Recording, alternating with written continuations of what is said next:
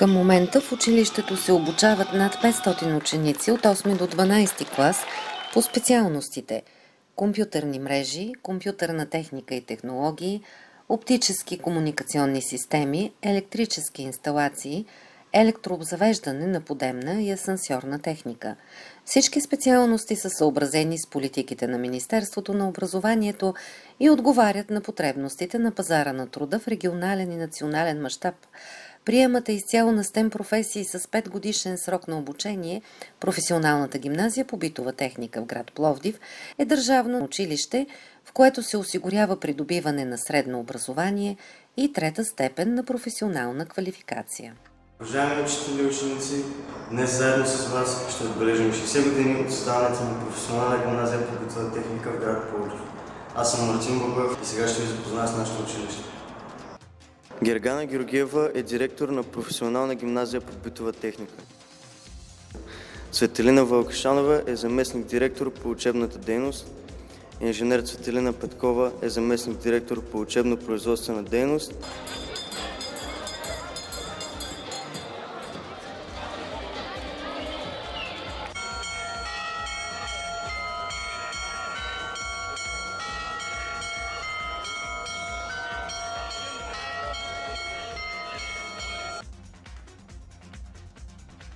Историята на професионална гимназия по битова техника датира от 1963 година. Започва като професионално техническо училище по електротехника с две специалности – електромонтьор на силнотокови инсталации и електромонтьор на слаботокови инсталации. През следващите години специалностите се увеличават – електромонтьор на електрически машини, уреди и апарати и електромонтьор на КИП и САР. През 1967 година училището е преобразувано в средно професионално техническо училище по електропромишленост, познато под името Малчика. Открива се и нова специалност – монтьор на асансьорни уредби, единствена за цяла Южна България. Създадени са самостоятелни производствени звена в електроапаратурен завод и завод за асинхронни електродвигатели, а по-късно учебен производствен комплекс за специалностите електромонтьор на електрически машини, уреди и апарати и монтьор на електронна техника.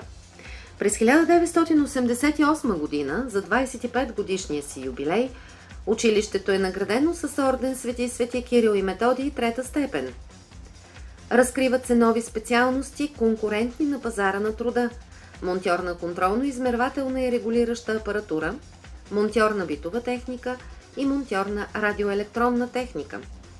През 1998 година е създадена нова паралелка с пилотна професия – техник на битова техника с 5-годишен курс на обучение на модулен принцип. Училището получава оборудване по програма ФАР. Започва обучение по втора професия на модулен принцип – техник на електрически инсталации. През 2002-2003 година училището е преименувано на професионална гимназия по битова техника. Ние сме горди, че учим в училище с 60 годишна традиция, като подготвяме кадри, които са уникални за страната. Госпожа Георгиева е директор на нашето училище. 60 години от създаването си отбелязва професионалната гимназия по битова техника в Пловдив. Гостува ни директора на училището Гергана Георгиева. Здравейте, честита годишнина. Здравейте, благодаря. Как стартирахте новата учебна година? Стартирахме в обновената сграда, след ремонт по оперативна програма Региони в растеж. Голяма стойност на ремонта, мащабен, и съм изключително щастлива, защото нашите ученици ще се обучават в една реновирана среда. Разбира се, още има дейности, които предстои да бъдат изпълнени по оборудване, отново по оперативна програма Региони в растеж. И беше много приятно празненството на 15 септември, защото и това е първият учебен ден на нашето училище преди 60 години. Добре, че казвате, че всъщност учебната база още ще бъде обновявана, така ли да разбирам? Да, какво ще бъде обновявано, освен сградата? Учебните лаборатории в централна сграда и в учебни работилници, където се осъществява предимно практическото обучение на нашите ученици. Успявате ли да им осигурите наистина към момента модерна, съвременна среда? Категорично да. Имаме оборудване по всички специалности за обучението по предметите от професионална подготовка и теория и практика. Има достатъчно материали, база, тренажори, които да осигурят обучението на нашите ученици. Кажете ни сега какъв е интересът към училище, пак е професионална гимназия? Интересът е голям, защото през последните години се увеличава броят на учениците, които се записват в нашето училище. По 6 специалности осъществяваме прием. Всяка година паралелките са с пълен брой ученици. Наистина, това е позадачава. Кои са интересните специалности? Казахте 6 специалности, но все пак предполагаме някои, които са най-атрактивни, най-желани. Най-желани са компютърните специалности през последните години. Разбираемо, бум на технологиите, но освен компютърни мрежи, компютърна техника и технологии, нашите специалности са оптически комуникационни системи, електрически инсталации и електрообзавеждане на подемна и асансьорна техника. Тази специалност така събужда любопитството на всички.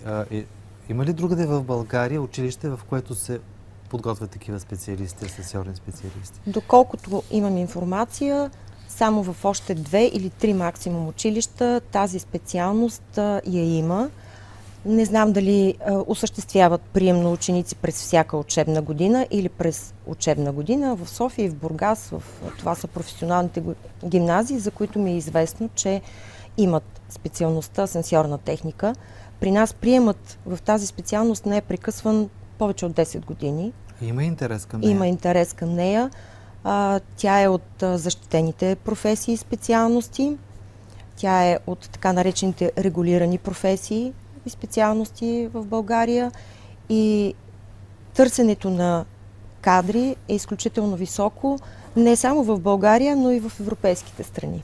Вашите ученици се реализират в европейските и там се търсят български асансьорни техници, така ли? Имаме ученици, които работят с тази специалност и в чужбина.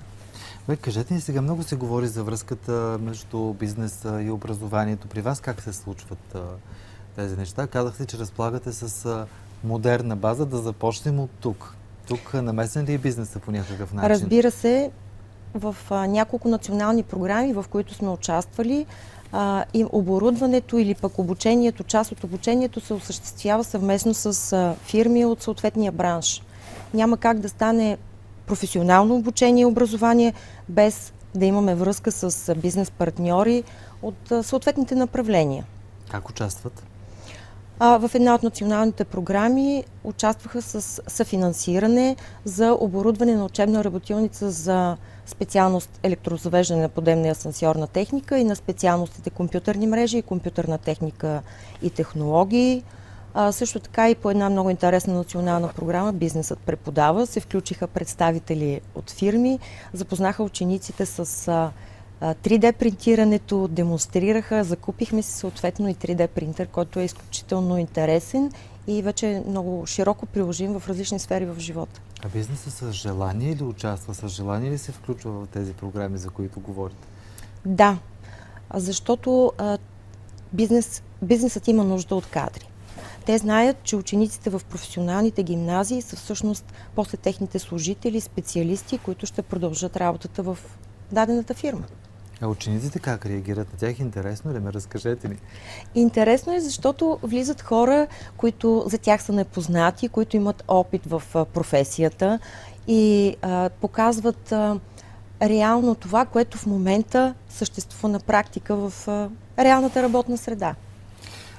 Тези специалности, които имате, бройките се гласуват ли се по някакъв начин с нуждите на бизнеса? Казвате, че това са техни бъдещи работници, но все пак това нещо се гласува ли се, за да няма безработни всъщност, които са завършили след това? Да, от няколко години вече работодателите посочват необходимостта от даден вид кадри и съответно ние така заявяваме необходимия план прием по всяка една професия и специалност, която искаме да обучаваме ученици.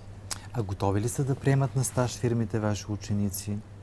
Да, фирмите приемат наши ученици. Вече от 10-ти клас започва един учебен предмет производствена практика. Той продължава в 11-ти и 12-ти клас, където учениците реално влизат в работната среда, в дадена компания, фирма, която е по тяхната специалност, имат възможност не само да наблюдават, но и пряко да участват в работни процеси. Вече в 11 и 12 клас работодателите гласуват доверие на учениците да ги включват в работните процеси.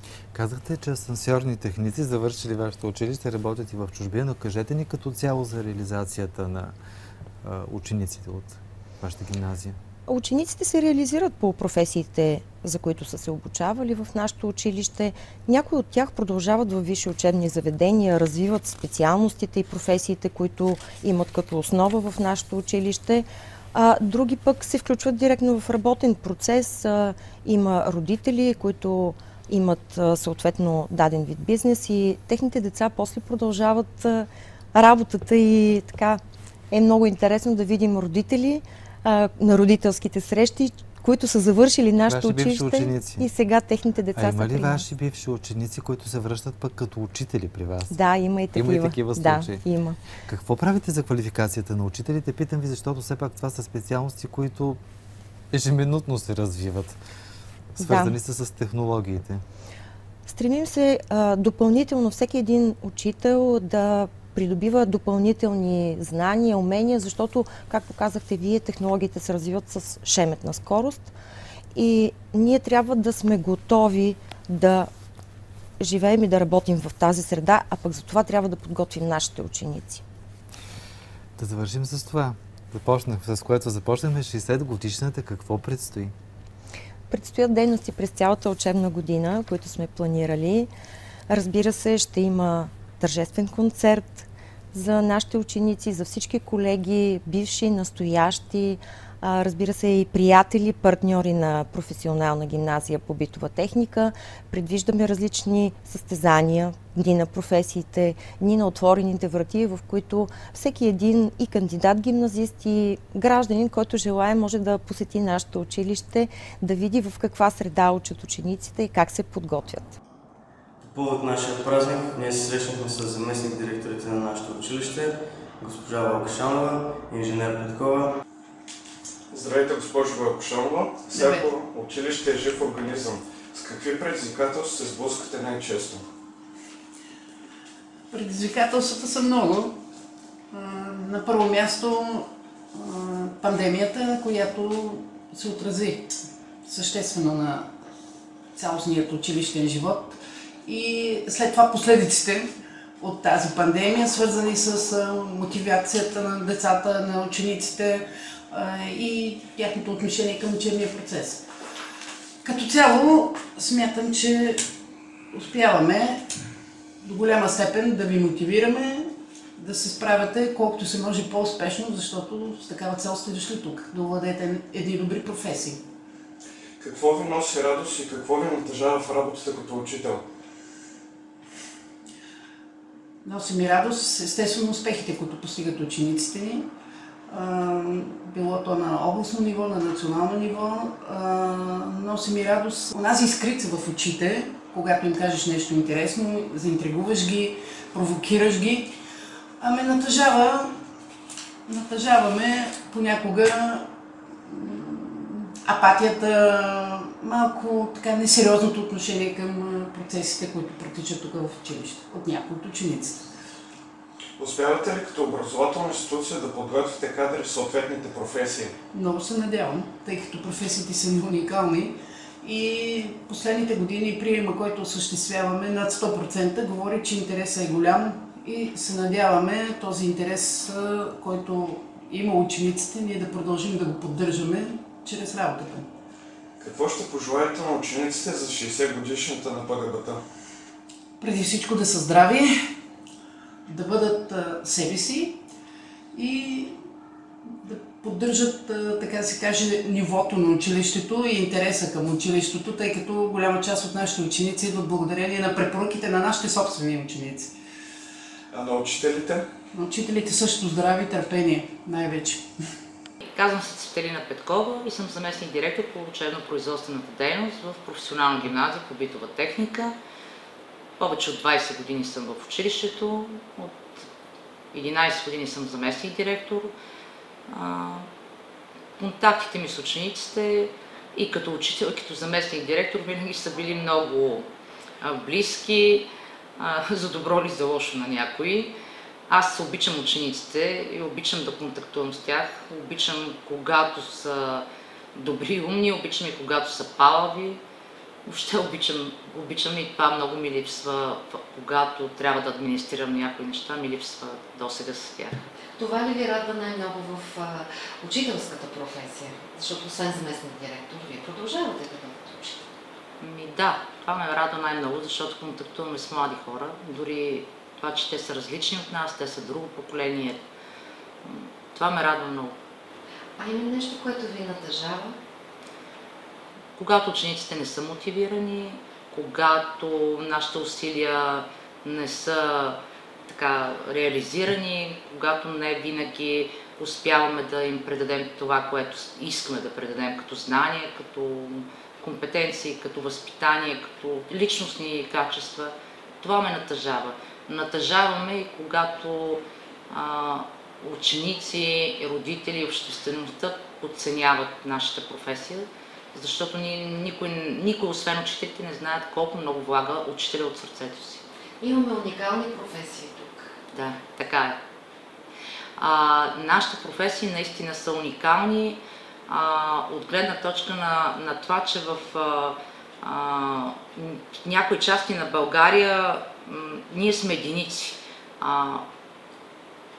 Асансьорната техника са лицето на нашето училище, професия, която от много години е тук, колкото и учениците така да смятат, че не е привлекателна. Асансьорните техници заедно с електротехниците са най-реализуемите на пазара кадри. Иначе нашите компютърни специалности, те винаги са били нашето така лице и много достойно ни представят до всякакви изяви, състезания. И те са нашите компютърни генийчета. Какво им пожелавате на учениците, на себе си, на колегите учители за 60 годишнината на училището? На всички пожелавам предимно да са здрави. На колегите пожелавам търпение и вдъхновение. На учениците пожелавам желание и стремеж към това, което би ги направило удовлетворени кадри. На родителите пожелавам да бъдат по-съпричастни и да обичат училището и децата поне една част от това, което ние го правим. Напред и нагоре. Обичам ви. Горди сме, че в нашето училище има учители, които са бивши ученици на професионалната гимназия по битова техника и сега ще ви срещнем с тях. Здравейте, казвам се Донка Геровска и съм преподавател в професионална гимназия по битова техника. Водя професионалната подготовка на учениците от специалност оптически и комуникационни системи. През 2008 година съм завършила професионална гимназия по битова техника. През 2018 се завърнах там в ролята си на учител, като подготвяме учениците в професионално направление. Тази специалност е учителската. За мен е свързана с много динамика, като едно голямо предизвикателство. Сблъскваме се с много различни ситуации, моменти, житейски. И е много така... има перспектива от към развитието за мен като човек, защото и аз научавам новите неща в самата специалност, и специалните предмети, които преподавам, и изграждам една положителна връзка с учениците, като те споделят и част от своите житейски проблеми и проблемите, свързани с обучението. А какво е да си от другата страна, инженер Геровска? От другата страна е много различно.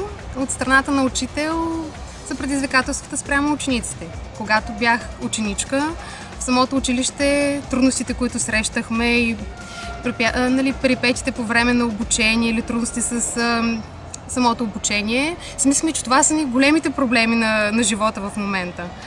А пък сега от другата страна виждам, че това не са толкова големите проблеми на живота. Просто човек трябва да полага много старание от страна, когато си ученик и да показва своята заинтересованост и наистина да знае защо е избрал да учи тази специалност. А вие защо избрахте да учите тази специалност преди години?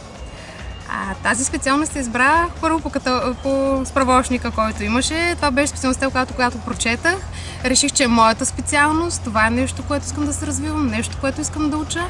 И това беше единствената професионална гимназия в град Пловдив. Мисля, че и до ден днешен е единствената, която предлага обучението в тази специалност. Какви са моментите, за които вие се сещате с добро в сърцето си? Като ученичка, да. Значи като ученичка, това са ми на мен годините в гимназията са ми най-хубавите ученически години, защото имам много хубави спомени, имаме приятелства изградени, имали сме много хубави моменти като клас, излизали сме и участвали сме и в училищния живот с различни дейности по проекти, и другото, което ние бяхме една задружна група, която излизахме и извън училище, ходихме на заведения и така. В последствие вече ставате учител, но нека не забравяме, че вие сте били пълен отличник. Това също да се подчертае. Да, и за това аз имам, когато завършвах, ми дадаха ето този плакет от гимназията, който се го пазя до ден днешен.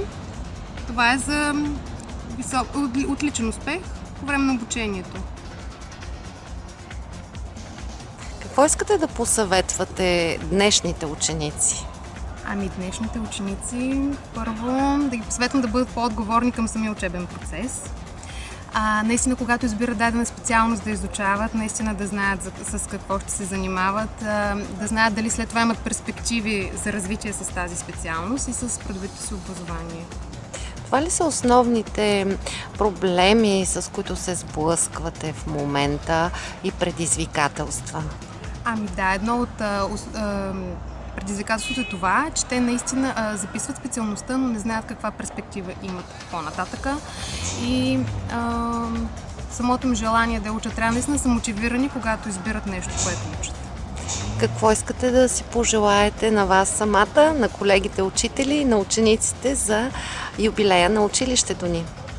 Първо, много здраве на всички, много положителни емоции, моменти и добра реализация на нашите ученици, които завършват. На колегите спокойствие, хармония и положително настроение към самия учебен процес и най-вече към проблемите, които имат по време на обучението. Здравейте от мен, казвам се инженер Васил Давчев и преподавам по специалните предмети професионална подготовка на нашите силно толкови специалности. Електротехник на електрически инсталации и електротехник електрообзавеждане на подземна и асансьорна техника. Предметите, по които преподавам, са техническо чертане, техническа механика, заваряване, обработка на материали и много други. Разбира се, допълнителен штрих в моята преподавателска кариера е часа на класа, а именно по-близката среща с учениците, респективно и с техните родители, ме кара да ги разбирам една идея по-добре, да влезна малко в тяхната гледна точка и да разбера къде толкова бъркат и как да им помогна малко по-добре. И така, разбира се, в професионално отношение и те да бъдат по-добри професионалисти.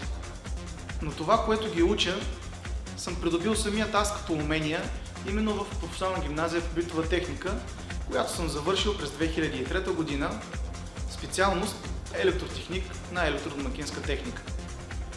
Именно поради този факт нямаше такъв един голям стрес в почването на моята работа през 2008 година, тъй като половината колеги, които бяха в колектива тогава, вече бяха мои преподаватели. По случай 60 годишната на нашата гимназия, пожелавам на учениците ни да бъдат все по-стрикни и да постигат с лекота по-големи висини. А на нас, колегите, пожелавам търпение и благополучие в развитието на нашите ученици като личности и професионалисти. Нашите съученици участват в национални конкурси по специалностите и изучаване в професионалната гимназия по битова техника и имат много добри постижения. Дебют в националното състезание "Енергетиката и ние" взеха учениците Габриел Михайлов и Кристиян Пенев от 11 Б клас, специалност електрически инсталации. Бъдещите електротехници от нашето училище се представиха достойно, достигайки до финалния трети кръг в съответната секция за презентация и есе. Учениците от 12 Д клас, специалност оптически комуникационни системи, и 12 В клас, специалност компютърна техника и технологии, разгледаха умната фабрика на Schneider Electric, иновативния хъб, и се запознаха с пътя на прекъсвача в завода на компанията. През миналата учебна година ученици от 5 класа в професионалната гимназия по битова техника участваха в дейности по проект Парламентариум 2022 по програма Еразъм Плюс.